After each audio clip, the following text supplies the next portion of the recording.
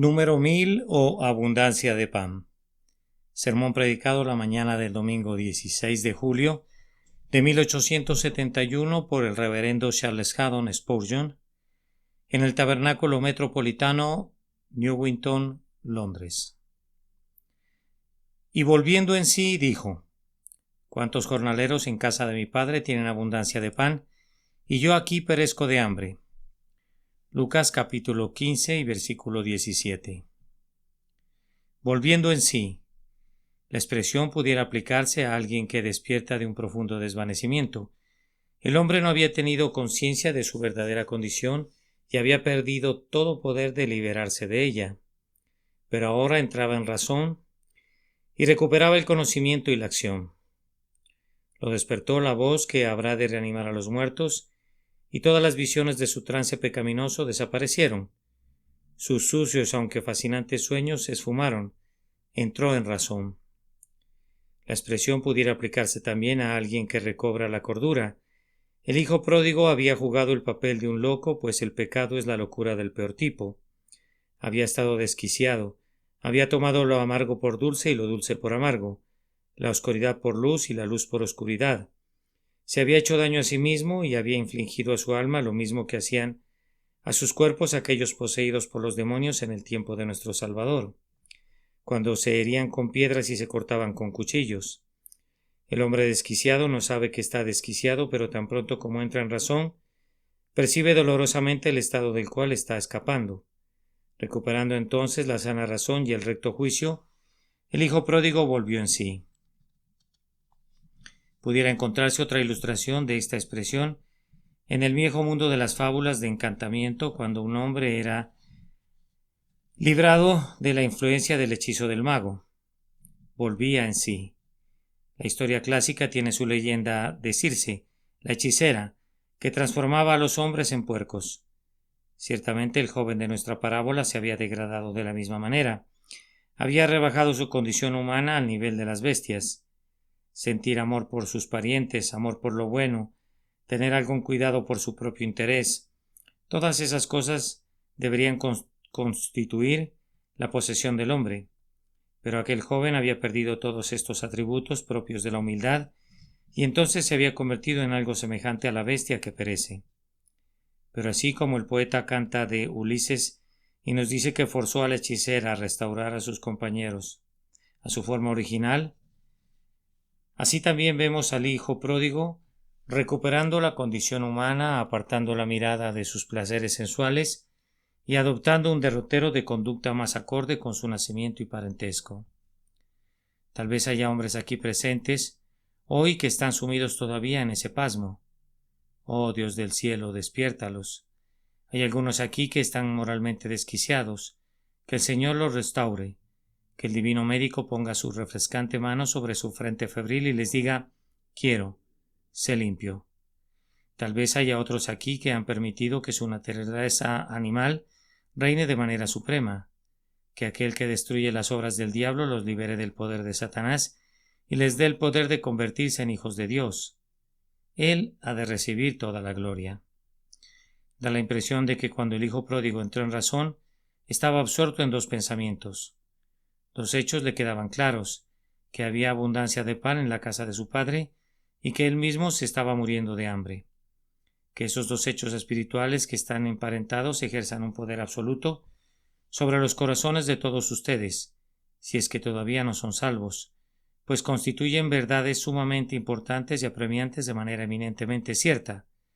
Estas no son las fantasías de alguien sumido en un sueño, no son los delirios de un maníaco, no son las imaginaciones de alguien que está bajo un embrujo. Es sumamente cierto que hay abundancia de toda cosa buena en la casa del Padre, y que el pecador está necesitado de ellas. En ninguna otra parte puede ser encontrada la gracia, o puede ser obtenido el perdón, pero en Dios hay plenitud de misericordia. Que nadie se aventure a disputar esta gloriosa verdad. Es igualmente cierto que el pecador está pereciendo sin Dios, está pereciendo ahora y perecerá eternamente.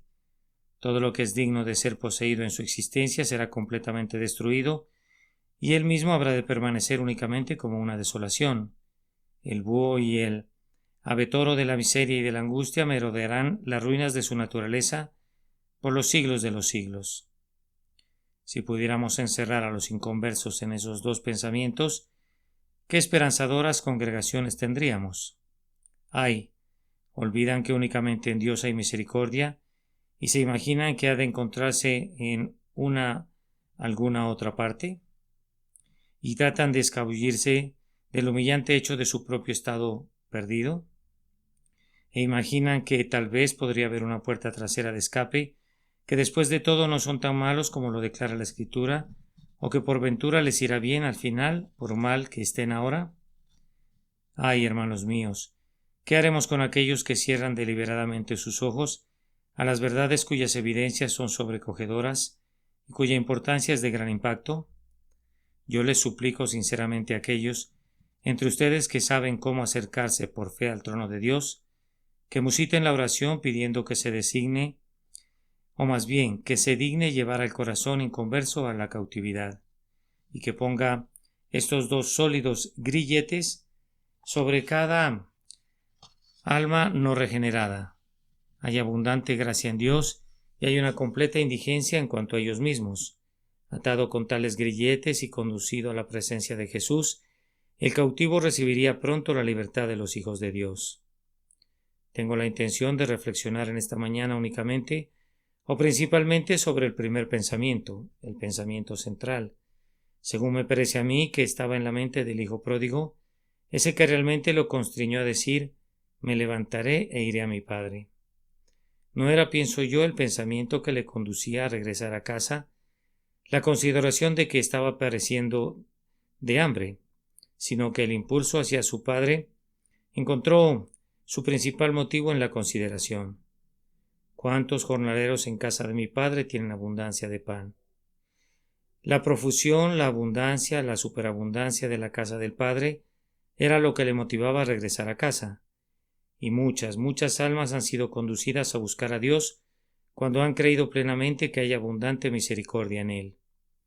Esta mañana mi deseo es exponer con sencillez ante cada pecador aquí presente la suma abundancia de la gracia de Dios en Cristo Jesús, esperando que el Señor encontrará a aquellos que son hijos y que ellos captarán estas palabras y que al oír de la abundancia del pan en la casa del Padre dirán: me levantaré e iré a mi Padre. Entonces brevemente consideremos primero la sobreabundancia de todas las cosas buenas en la casa del Padre. Pecador despierto, ¿qué necesitas esta mañana? De todo lo que necesites hay en Dios un suministro sobreabundante e integral, abundancia de pan. Vamos a demostrarles eso. Primero consideren al propio Padre, y todo aquel que considere rectamente al Padre percibirá de inmediato que no puede haber restricción para la misericordia ni ningún límite para las posibilidades de la gracia. ¿Cuál es la naturaleza y el carácter del Supremo? Alguien pregunta: ¿es adusto o amoroso? La Escritura responde a esta pregunta, no diciéndonos que Dios es amoroso, sino asegurándonos que Dios es amor. Dios mismo es amor. El amor es su propia esencia. No se trata de que el amor esté en Dios, sino que Dios mismo es amor. ¿Podría haber una forma más concisa y positiva de decir que el amor de Dios es infinito? Tú no podrías medir a Dios mismo. Tus conceptos no podrían captar la grandeza de sus atributos, ni podrías describir las dimensiones de su amor, ni concebir su plenitud. Únicamente has de saber que como son más altos los cielos que la tierra, así son sus caminos más altos que tus caminos y sus pensamientos más que tus pensamientos. Para siempre es su misericordia. Él perdona la maldad y olvida el pecado del remanente de su heredad. No retiene para siempre su enojo porque se deleita en misericordia. Tú, Señor, eres bueno y perdonador, y grande en misericordia para con todos los que te invocan. Más grande que los cielos es tu misericordia. El Señor es muy misericordioso y compasivo. Si solo el amor divino no pareciera suficiente para tu salvación, recuerda que en el Padre, hacia quien retorna el pecador, hay tanta gracia como sabiduría. Tu caso es uno sumamente difícil. ¿Quién te hizo puede sanarte? ¿Son extrañas y complejas tus enfermedades? ¿Quién formó el oído no podría suprimir su sordera? ¿Quién hizo el ojo no podría alumbrarlo si quedares ciego? No podría sucederte ningún mal del cual aquel que es tu Dios no pudiera hacer que te recuperaras, La sabiduría incomparable no podría fallar en resolver las complejidades de tu caso. Tampoco podría presentarse ninguna falla de poder en el Padre. ¿No sabes tú que quien hizo la tierra y despliega los cielos como una tienda para morar allí, no tiene ningún límite para su fuerza, ni ningún término para su poder? Si tú necesitas que la omnipotencia te alce del cienagal en que has caído, la omnipotencia estaría dispuesta a liberarte si clamaras pidiéndole fortaleza al fuerte. Aunque tú necesitaras de toda la fuerza con la cual el Creador hizo los mundos y de toda la potencia con la que sostiene los pilares del universo, toda esa fuerza y esa potencia se ejercitarían para tu bien. Si con fe buscaras la misericordia de manos de Dios en Cristo Jesús, nada de su poder estaría en tu contra, nada de su sabiduría planearía tu derrota. Antes bien, el amor reinaría en todo y cada atributo de Dios estaría al servicio de tu salvación. Oh, cuando pienso en el pecado, no puedo entender cómo un pecador pueda ser salvado, pero cuando pienso en Dios y examino su corazón, entiendo cuán prontamente puede perdonar. Examina su corazón, dice uno. ¿Cómo podríamos hacer eso? ¿Acaso no ha puesto al descubierto su corazón delante de ti? ¿Me preguntas dónde ha hecho eso? Yo te respondo, allá sobre la cruz del Calvario. ¿Qué había en el propio centro del corazón divino? ¿Qué sino la persona del bien amado, su unigénito? Y tomó a su unigénito y lo clavó en la cruz, porque, si puedo aventurarme a hablar así, amó a los pecadores más que a su Hijo. No perdonó a su Hijo, pero perdona al pecador. Derramó su ira sobre su Hijo y lo puso como el sustituto de los pecadores para poder prodigar amor sobre los culpables que merecían su enojo. Oh, alma, si estás perdida, no es por ninguna falta de gracia o de sabiduría o de poder en el Padre. Si pereces, no es porque Dios sea inconmovible o incapaz de salvar. Si tú eres uno de los rechazados, no es debido a que el Eterno rehúse oír los clamores pidiendo el perdón o que rechace tu fe en Él. Sobre tu propia cabeza sea tu sangre si tu alma se perdiere. Si te mueres de hambre, te mueres de hambre, porque tú quieres morirte de hambre, pues en la casa del Padre hay abundancia de pan. Pero ahora consideren un segundo asunto que pudiera aclarar más todo delante de nosotros.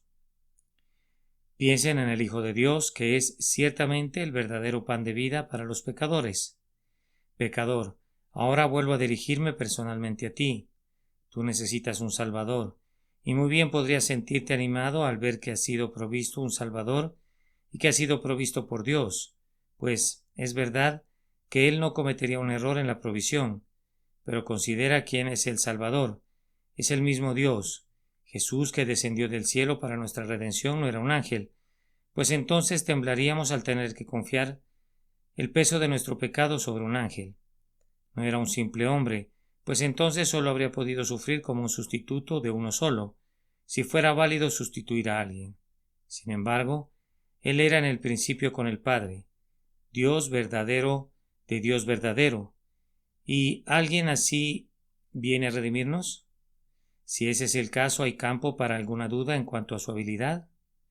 Yo confieso en verdad en este día que si mis pecados fuesen 10,000 veces más pesados de lo que son, sí, y si yo tuviera todos los pecados de toda esta muchedumbre apilados adicionalmente sobre mí, yo podría confiarle a Jesús todos ellos en este instante, ahora que sé que Él es el Cristo de Dios, Él es el Dios fuerte y la carga de nuestros pecados es fácilmente suprimida por su mano traspasada. Él borra nuestros pecados y los arroja a las profundidades del mar. Piensa en lo que ha hecho Jesús, el Hijo de Dios. Él, quien era Dios y por ello bendito por los siglos, y dejó el trono y las regalías del cielo, y se humilló a venir a aquel pesebre. Allí está acostado. Su madre lo envuelve en pañales y lo carga sobre su pecho. El infinito está vestido como un infante. El invisible es hecho manifiesto en la carne. El Todopoderoso está ligado a la debilidad por causa nuestra. Oh incomparable humillación de la condescendencia. Si el Dios Redentor hace esto para salvarnos, ¿acaso podría considerarse algo imposible que salvar al más vil de los viles? ¿Podría ser algo tan difícil para quien desciende del cielo a la tierra para redimir? No hagas ninguna pausa llevado por el asombro, sino prosigue adelante. ¿Lo ves a Él, que era Dios sobre todo, bendito por los siglos, viviendo más de 30 años en medio de los hijos de los hombres?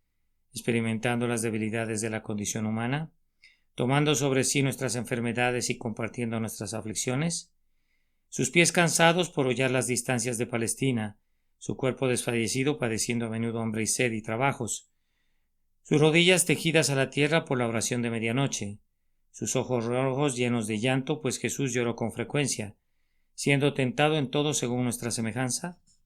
Espectáculo sin par, un Dios encarnado mora entre los pecadores y sufre su contradicción.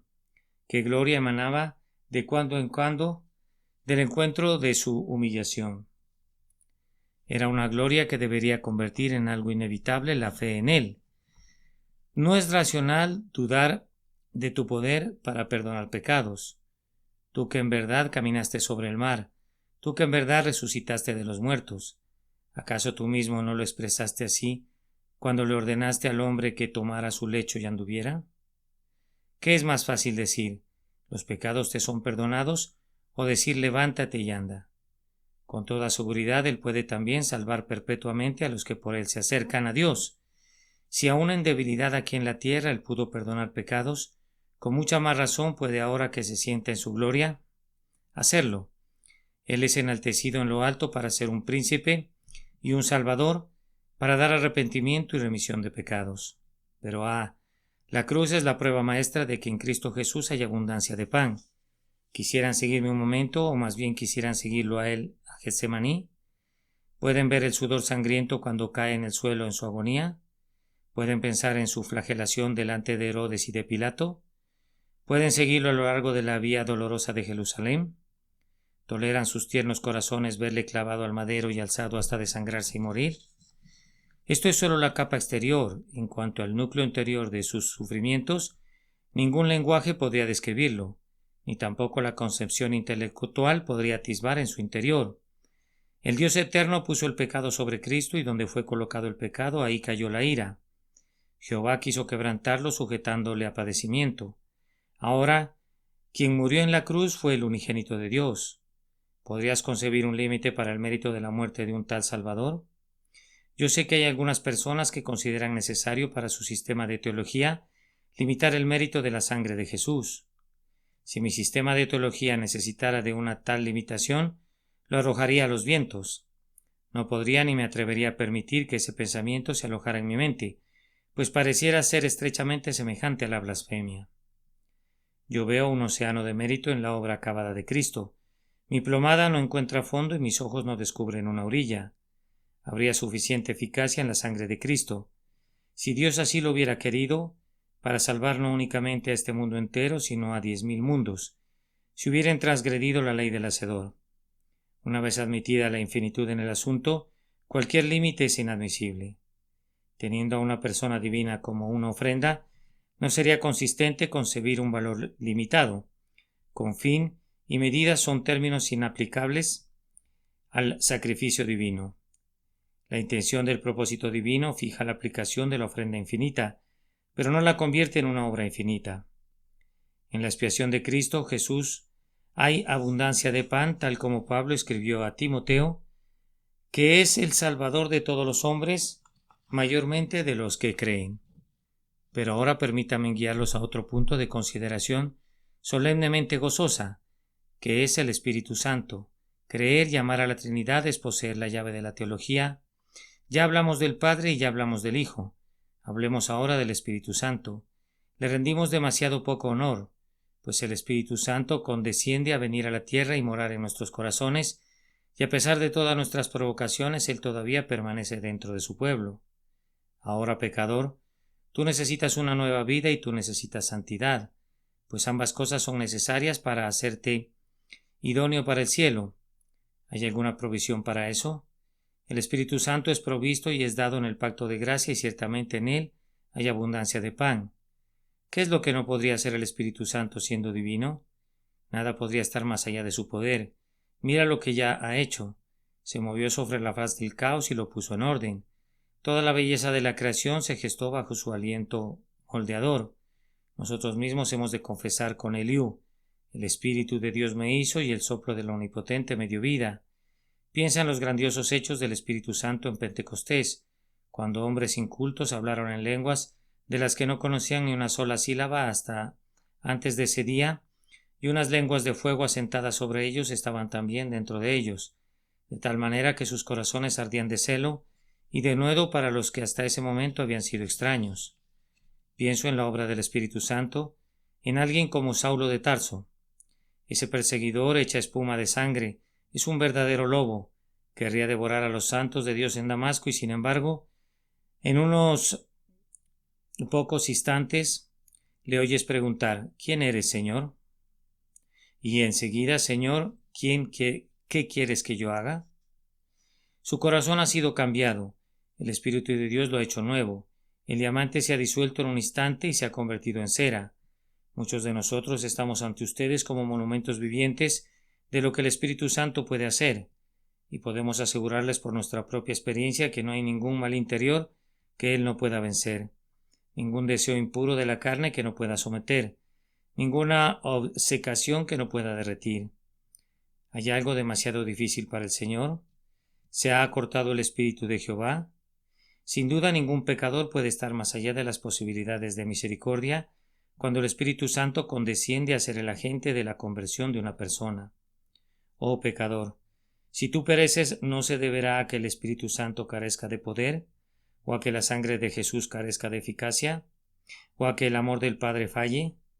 Se deberá a que tú no creíste en Cristo, y a que te resistes en una rebelión deliberada, rechazando el abundante pan de vida colocado delante de ti. Les diré unas cuantas frases breves sobre otras cosas que servirán para mostrarles aún más la grandeza de la provisión de la misericordia divina. Observen bien que a lo largo de todas las edades Dios ha enviado a un profeta tras otro, y a esos profetas siguieron los apóstoles, y estos han sido sucedidos por mártires y confesores, y pastores y evangelistas y maestros. Todos ellos han sido comisionados por el Señor en una sucesión regular. ¿Y cuál ha sido el mensaje que han tenido que proclamar? Todos han mostrado a Cristo, el grandioso liberador. Moisés y todos los profetas hablaron de él, y lo mismo han hecho todos los embajadores enviados verdaderamente por Dios. ¿Piensas tú, pecador, que Dios ha provocado toda esa agitación acerca de una nimiedad? ¿Ha enviado a todos estos siervos para invitarte a una mesa que está insuficientemente provista? ¿Acaso ha multiplicado sus invitaciones a lo largo de un tiempo tan prolongado para invitarte a ti y a otros a venir a una provisión que no es, después de todo, suficiente para todos? Oh, no puede ser. Dios no es burlado ni tampoco se burla de las pobres almas necesitadas. Los acopios de su misericordia son suficientes para las emergencias más extremas.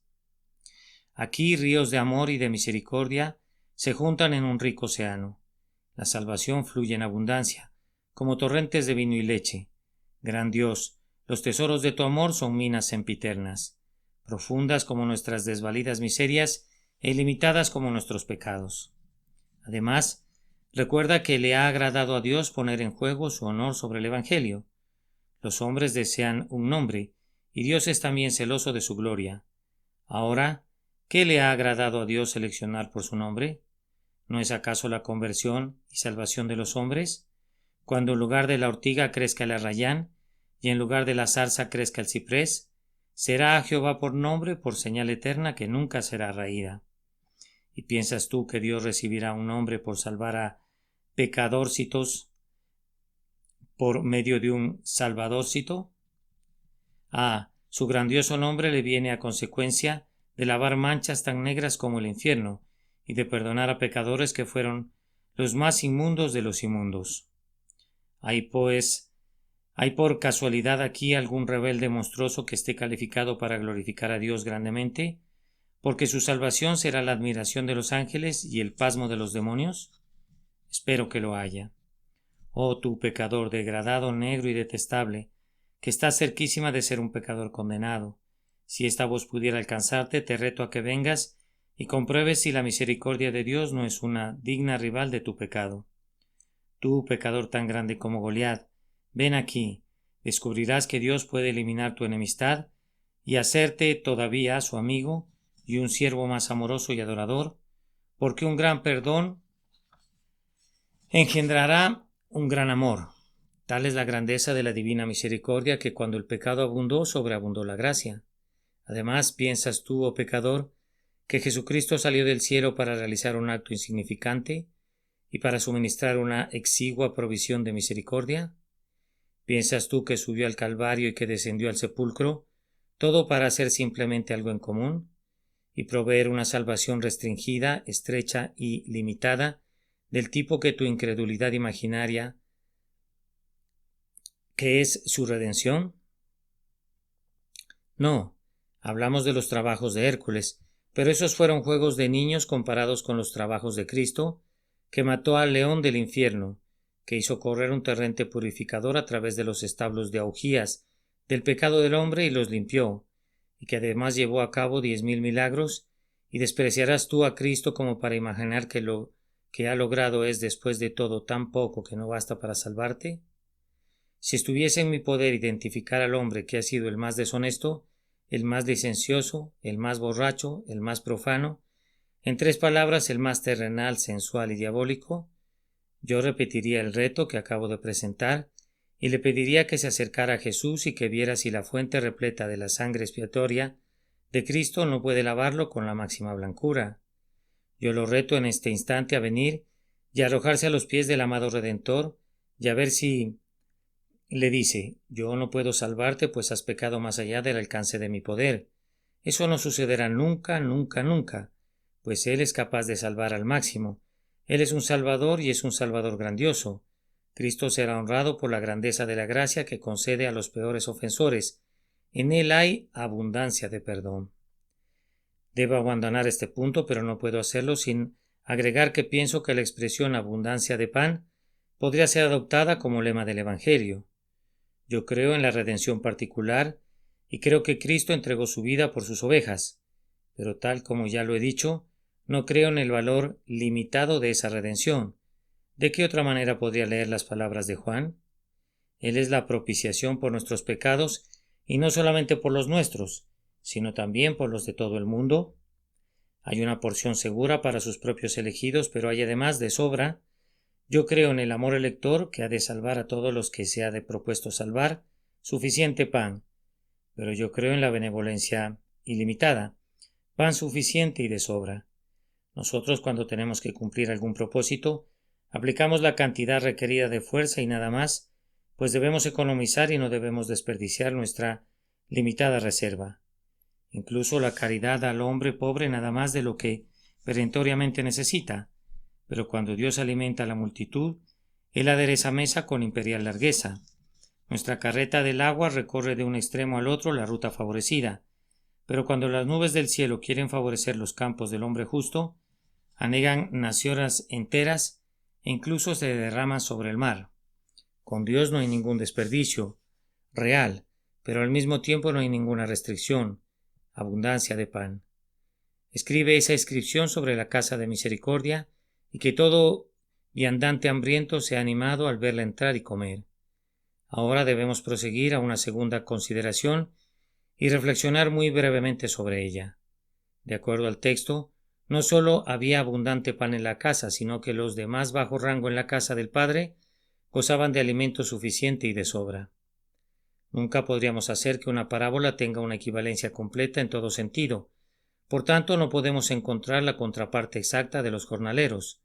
Yo entiendo que el hijo pródigo quiso decir esto, que el más insignificante de los siervos empleados por su padre tenía pan para comer y tenía pan suficiente y de sobra. Ahora, ¿cómo deberíamos traducir eso? Bien, pecador, la más baja criatura que Dios ha creado, que no ha pecado contra él, está bien provista y goza de abundante dicha. Hay adaptaciones para el placer en las organizaciones de los animales inferiores. Vean cómo danzan los mosquitos en el rayo del sol veraniego. Oye a las golondrinas cuando gorjean con deleite mientras baten sus alas.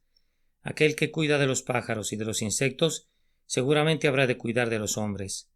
Dios, que oye a los cuervos cuando claman, ¿no habría de oír al penitente que retorna? Él da felicidad a estos insectos y ¿tendría el propósito de que yo fuera desdichado? Seguramente aquel que abre su mano y da provisión para suplir la carencia de todo ser vivo no rehusaría abrir su mano y proveer para mis necesidades si yo buscara su rostro. Sin embargo, No he de convertir a estas criaturas inferiores en los jornaleros. ¿A quiénes he de seleccionar entre los hombres? Lo expresaré así: los más grandes pecadores que han venido a Cristo han encontrado gracia en abundancia, y los santos más insignificantes que moran en la casa del Señor encuentran amor en abundancia. Tomen entonces a los más culpables de los pecadores y vean cuán generosamente los trata el Señor cuando se vuelven a Él. ¿Acaso algunos de ustedes que son todavía inconversos no conocieron alguna vez a personas que eran por lo menos tan malas y tal vez hasta más inmorales exteriormente que ustedes mismos? Bien, esas personas han sido convertidas aunque ustedes no lo fueran.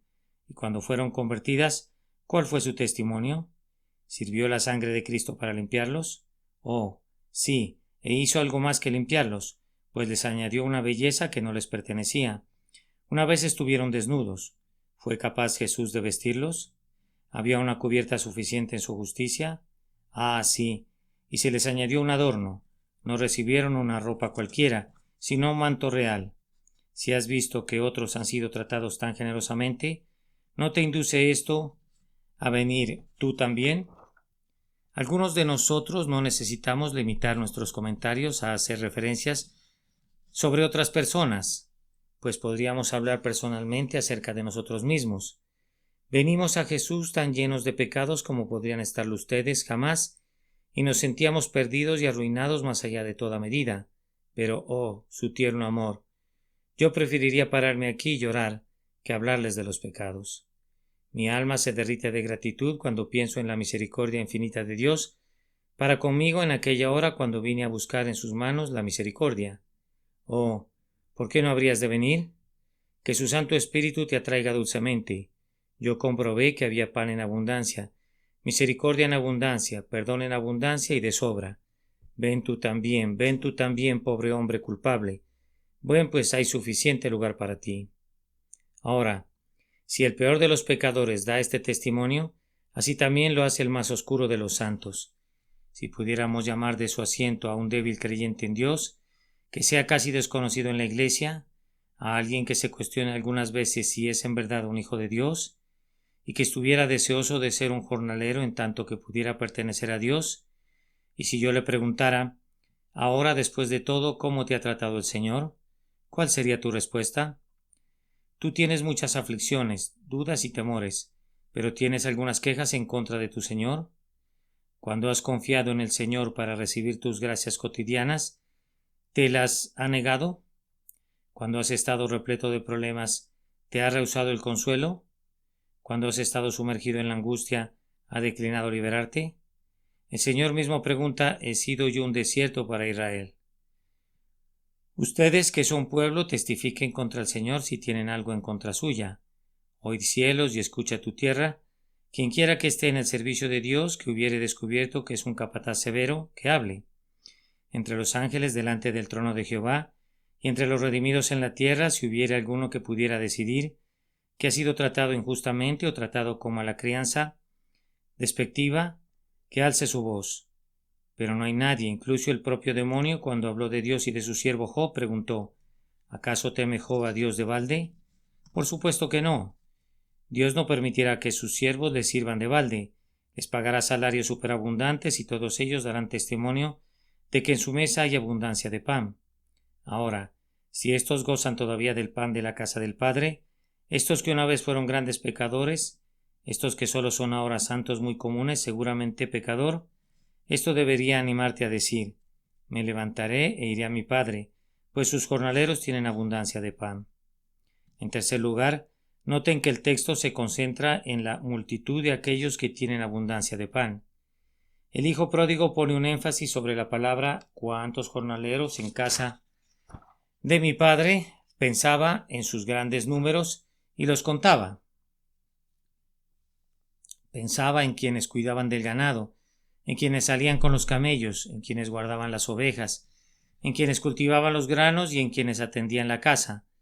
Pasó revista de todos ellos en su mente.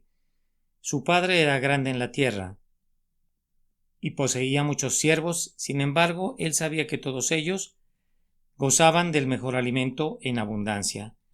¿Por qué habría de morir de hambre? De todas maneras, yo soy solo uno. Aunque mi nombre pareciera insaciable, No es sino un vientre el que debe ser llenado. Y aquí mi Padre llena cientos y miles cada día. ¿Por qué habría de morir de hambre? Ahora, oh tú pecador despierto, tú que en verdad sientes tu pecado y tu miseria esta mañana, piensa en los números sobre quienes Dios ha derramado ya su gracia. Piensa en las huestes incontables en el cielo. Si fueras introducido ahí hoy, encontrarías tan fácil contar las estrellas o las arenas del mar, como contar las multitudes que están delante del trono incluso ahora. Han venido del este y del oeste, y están sentados con Abraham, con Isaac y con Jacob, y hay espacio suficiente para ti. Y además de los que están en el cielo, piensa en quienes están en la tierra. Bendito sea Dios. Yo creo que sus elegidos en la tierra han de ser contados por millones, y vienen los días más brillantes que estos, cuando habrá multitudes y más multitudes conducidas a conocer al Salvador, y a regocijarse en él. El amor del Padre no es únicamente para unos cuantos, sino para un grupo sobremanera grande. Un número que ningún hombre podría contar será encontrado en el cielo. Ahora, un hombre puede contar una cantidad muy grande. Si pusieran a trabajar a sus newtons, calculistas, a sus calculadoras podrían contar grandes números. Pero Dios, y solo Dios, conoce a la multitud de sus redimidos. Ahora, pecador, tú eres solo uno. De todas maneras, a pesar de ser un gran pecador, y la misericordia de Dios que abraza a millones debe albergar espacio suficiente para ti. En relación al mar que contiene a las ballenas y a los seres innumerables que se mueven, ¿acaso dices tú, inundaría sus riberas si yo me bañara allí? En relación al sol que baña el universo con luz, ¿podrías tú decir, agotaría sus rayos si le pidiera que iluminara mi oscuridad? No digas eso. Si entras en razón, no tolerarías un pensamiento así, sino que recordarías con esperanza la riqueza de la gracia del Padre, aunque tu propia pobreza te mire a la cara. Para terminar, vamos a agregar unas cuantas palabras concluyentes e impactantes para algunos de ustedes a quienes Dios ha enviado su mensaje esta mañana y a quienes tiene la intención de salvar. Oh, ustedes que han oído el Evangelio durante largo tiempo y que lo conocen bien en teoría, pero que no han sentido nada de su poder en sus corazones. Permítanme recordarles ahora dónde están y qué son. Ustedes están pereciendo. Vive Jehová que solo hay un paso entre ustedes y la muerte. Solo un paso. Es más, solo un aliento entre ustedes y el infierno. Pecador, si en este instante tu corazón cesara de latir, y hay 1000 causas que podrían producir ese resultado antes de que el reloj dé su próximo tic-tac, tú estarías en las llamas de la ira divina. ¿Puedes tolerar estar en tal peligro? Si estuvieras colgado de una roca por medio de una delgada hebra que pronto se ha de romper, y si cayeras de cabeza a un terrible precipicio, tú no dormirías, sino que estarías lleno en alarma, que tuvieras el suficiente sentido, el discernimiento suficiente y la gracia suficiente para estar alarmado hasta escapar de la ira venidera. Sin embargo, recuerda que mientras estás pereciendo a la vista de la abundancia. Te estás muriendo de hambre ahí donde está aderezada abundantemente una mesa, y peor aún, hay algunas personas a quienes conoces que están sentadas ahora a esa mesa y festejan. Qué triste perversidad es que un hombre persista en privarse de comida en medio de un banquete, precisamente donde otros están siendo regalados con buenas cosas. Pero me parece que te oigo decir, me temo que no tengo ningún derecho de venir a Jesús. Te voy a preguntar esto. ¿Tienes algún derecho de decir eso mientras no se te haya negado nada? ¿Trataste alguna vez de venir a Cristo? ¿Te has rechazado alguna vez? Entonces, si no has recibido jamás una repulsa, ¿por qué imaginas perversamente que Él habría de repelerte? Perversamente digo, pues imaginar que Él podría repeler a un penitente es una ofensa contra el Cristo que abrió su corazón sobre la cruz. ¿Tienes algún derecho a decir, pero yo no soy uno de esos para quienes es provista la misericordia? ¿Quién te dijo eso? ¿Has ascendido al cielo y leído los registros secretos de la elección de Dios? ¿Te ha revelado el Señor un extraño decreto y te ha dicho márchate y pierde la esperanza? Pues no voy a tener ninguna piedad de ti.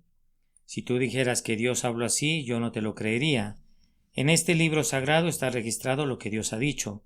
Aquí está la palabra cierta del testimonio, y en el encuentro que no ha sido dicho por ningún humilde buscador que Dios lo ha dejado fuera de su gracia. ¿Por qué tienes un derecho de inventar una ficción así para alcanzar tu propia condenación? En lugar de eso hay mucho en la palabra de Dios y en otros lugares para animarte a que vengas a Cristo. Él no ha repelido todavía a ningún pecador. Para comenzar, eso es bueno y no es probable que lo hiciera, pues ya que murió para salvar a los pecadores, ¿por qué habría de rechazarlos cuando buscan ser salvados? Tú dices, tengo miedo de venir a Cristo. ¿Es sabio eso? Me he enterado de un pobre navegante que había sido convertido y que tenía muy poca educación, pero que conocía la gracia de nuestro Señor Jesucristo. Y cuando estaba agonizando, muy alegre y gozosamente anhelaba partir. Su esposa le dijo, hombre, ¿no tienes miedo de presentarte delante del juez?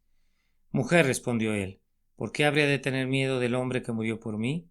Oh, ¿por qué habrías de tener miedo tú de Cristo que murió por los pecadores? La idea de tenerle miedo ha de ser desterrada por el hecho de que Él derramó su sangre por los culpables. Tú tienes mucha razón para creer a partir del propio hecho de que murió, que te ha de recibir. Además, tiene su palabra para ello, pues Él dice, al que a mí viene no le echo fuera. Por ninguna razón, de ninguna manera, en ninguna ocasión, bajo ninguna pretensión y por ningún motivo, no le echaré fuera, dice el original. Al que a mí viene no le echo fuera. Tú afirmas que es demasiado bueno para ser cierto que haya perdón para ti. Esto sería medir insensatamente el grano de Dios con tu almud, ya que parece ser algo demasiado bueno para ser recibido por ti. ¿Te imaginas que es demasiado bueno para que Dios lo otorgue? La grandeza de las buenas nuevas ha de ser una razón para creer que las nuevas son ciertas, pues así es con Dios. ¿Quién es un Dios perdonador como tú? ¿O quién tiene gracia tan rica y gratuita? Debido a que el Evangelio nos asegura que Él perdona grandes pecados por medio de un gran Salvador, parece ser verdad, puesto que Él es un Dios muy grande. ¿Cuál debería ser el resultado de todo esto para todo pecador aquí presente en este momento? Yo pienso que estas buenas nuevas deberían despertar a aquellos que casi se han quedado dormidos por causa de la desesperación. Los marineros han estado sacando con bombas el agua del barco. Las fugas están prevaleciendo. El barco se está hundiendo y el capitán está persuadido de que va a naufragar. Deprimido por esas malas noticias, los hombres rehúsan trabajar y como los botes están todos desfondados y no pueden construir una balsa, se entregan a la desesperación. En breve el capitán les tiene mejores noticias. El barco flotará, les dice. El viento está amainando también. Las bombas contienen el agua y la fuga puede ser tapada todavía. Vean cómo trabajan, con cuánto valor y buen ánimo trabajan. Porque hay esperanza, alma, hay esperanza. Hay esperanza, hay esperanza para la ramera, para el ladrón, para el borracho. No hay esperanza, dice Satanás. Tú eres un mentiroso. Regrésate a tu guarida. Para ti no hay esperanza. Pero para el hombre caído, aunque esté hundido hasta el cuello en el cieno del pecado, aunque esté a las puertas de la muerte, hay esperanza mientras viva. Hay esperanza en el Salvador para las almas desesperadas. En adición a despertarnos, esto debería elevar los pensamientos del pecador. Hace algunos años un barrendero de las calles en Dublín estaba en una esquina con su escoba, y muy probablemente sus más elevados pensamientos consistían en mantener el cruce limpio y esperar el centavo que le darían. Un día un abogado puso su mano sobre su hombro y le dijo: mi buen amigo, ¿sabes que eres heredero de una fortuna que produce 10,000 libras al año? ¿Lo dice en serio?, preguntó el barrendero. En efecto, le respondió. Acabo de recibir esa información. Estoy seguro de que tú eres el hombre. Se alejó y se olvidó de su escoba. ¿Estás sorprendido? Vamos, ¿quién no habría olvidado una escoba al convertirse súbitamente en el poseedor de una renta de 10,000 libras al año? Así, yo ruego que algunos pobres pecadores que han estado pensando en los placeres del mundo, cuando oigan que hay esperanza y que hay un cielo que puede obtenerse, olviden los engañosos placeres del pecado y vayan en pos de cosas mejores y más excelsas. ¿No debería purificar también la mente? El hijo pródigo, cuando dijo me levantaré e iré a mi padre, fue reformado en alguna medida desde aquel preciso instante. ¿Cómo?, preguntas tú.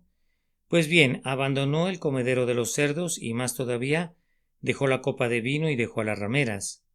No acudió con la ramera tomada de su brazo ni con la copa de vino en su mano diciendo voy a llevar estas cosas conmigo e iré a mi padre. Eso no podía ser. Todas esas cosas fueron abandonadas y aunque no poseía ninguna bondad que llevar consigo, con todo no trató de mantener sus pecados y venir a Cristo. Voy a concluir con esta observación.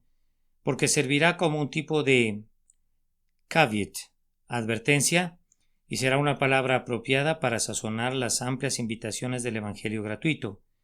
Me temo que algunos de ustedes utilizarán indebidamente el Evangelio y se atreverán a tomar la cruz y a usarla para que sea una horca para sus almas. Si Dios es tan misericordioso, ustedes irán y pecarán todavía más, y debido a que la gracia es otorgada gratuitamente, ustedes continuarán en el pecado para que la gracia sobreabunde. Si hicieran eso, yo quisiera recordarles solemnemente que no tengo gracia para predicarles a personas como ustedes. Su condenación es justa. Es la palabra de la inspiración y la única que conozco que es aplicable a personas como ustedes.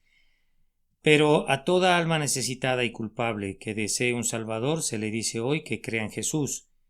Esto es, que confíe en la sustitución y en el sacrificio de Cristo, que confíe que tomará su pecado y lo borrará, que confíe en que tomará su alma y la salvará. Confía en Cristo enteramente y serás perdonado en este preciso instante. Eres salvado en este mismo momento y puedes regocijarte en el hecho de que, siendo justificado por fe, tienes paz con Dios por medio de Jesucristo nuestro Señor. Oh, vengan ustedes, vengan ustedes, vengan ustedes, vengan y sean bienvenidos. Vengan ahora a la sangre del Redentor. Espíritu Santo, fuérzalos a entrar para que la casa de la misericordia se llene. Amén y amén. Número 1000 o abundancia de pan. Sermón predicado la mañana del domingo 16 de julio de 1871 por el reverendo Charles Haddon Spurgeon en el Tabernáculo Metropolitano, Newington, Londres. Y volviendo en sí dijo: ¿Cuántos jornaleros en casa de mi padre tienen abundancia de pan, y yo aquí perezco de hambre? Lucas capítulo 15 y versículo 17.